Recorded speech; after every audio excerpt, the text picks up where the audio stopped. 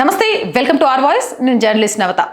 అమెరికాకు చెందిన George Soros నిధులు సమకూర్చే సంస్థతో కాంగ్రెస్ మాజీ అధినేత్రి సోనియా గాంధీకి సంబంధాలున్నాయని బీజేపీ ఆదివారం ఆరోపించింది.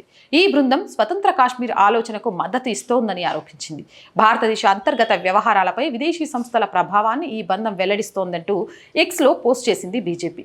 ఎఫ్డిఎల్ ఏపీ ఫౌండేషన్కి కో ప్రెసిడెంట్గా ఉన్న Sonia Gandhi George Soros foundation ద్వారా ఆర్థిక సహాయం అందించే సంస్థతో అనుబంధ సంస్థగా నిలబడ్డారు. ముఖ్యంగా ఎఫ్డిఎల్ ఏపీ ఫౌండేషన్ కాశ్మీర్ను ప్రత్యేక సంస్థగా పరిగణిస్తున్నట్లు తమ అభిప్రాయాలను వ్యక్తం చేసింది అని బీజేపీ సోషల్ మీడియా పోస్టులో పేర్కొంది. సోనియా గాంధీకి కాశ్మీర్ను స్వతంత్ర దేశంగా భావించే సంస్థకు మధ్య ఉన్న ఈ అనుబంధం భారతదేశ అంతర్గత వ్యవహారాలపై విదేశీ సంస్థల ప్రభావాన్ని, అలాంటి సంబంధాల రాజకీయ ప్రభావాన్ని తెలియజేస్తుందని బీజేపీ ఆరోపించింది.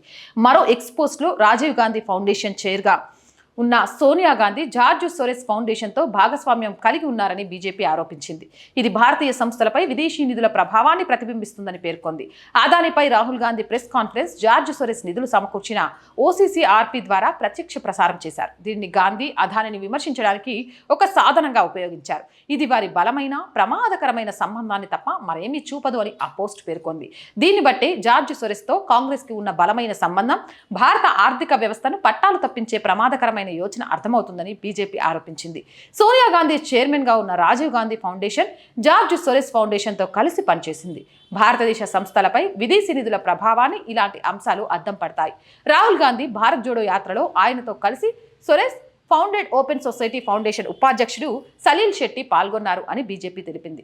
కాంగ్రెస్ ఎంపీ శశి థరూర్ సైతం జార్జ్ సోరెస్ తమ పాత మిత్రుడని బహిరంగంగానే ఒప్పుకున్నారని గుర్తు చేసింది. ఇదిలా ఉండగా భారతదేశాన్ని అస్థిరపరిచే ప్రయత్నాలకు మద్దతుగా బీజేపీ వాదనను America తిరస్కరించినప్పటికీ BJP MP Nishkant Dubey లోక్సభలో రాహుల్ గాంధీని ప్రశ్నించే ప్రణాళికను ప్రకటించారు.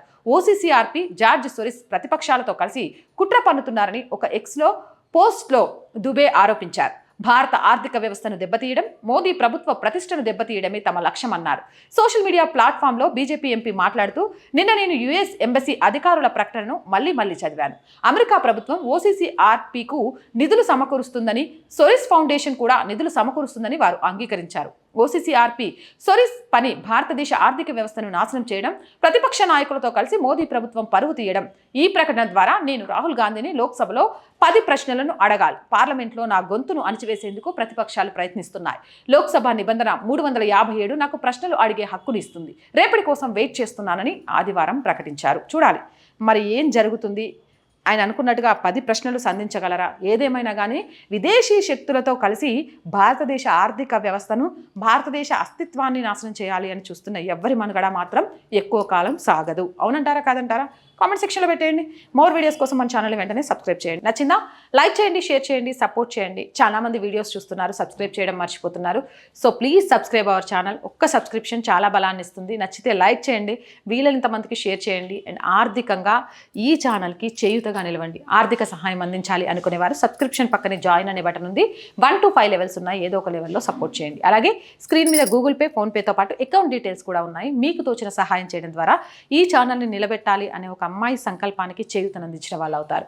అలాగే మార్కెటింగ్ యాడ్స్ కోసం, వ్యాపార ప్రకటనల కోసం our వాయిస్ నెంబర్ 8328500576 నెంబర్ని సంప్రదించండి. జై హింద్, జై భారత్.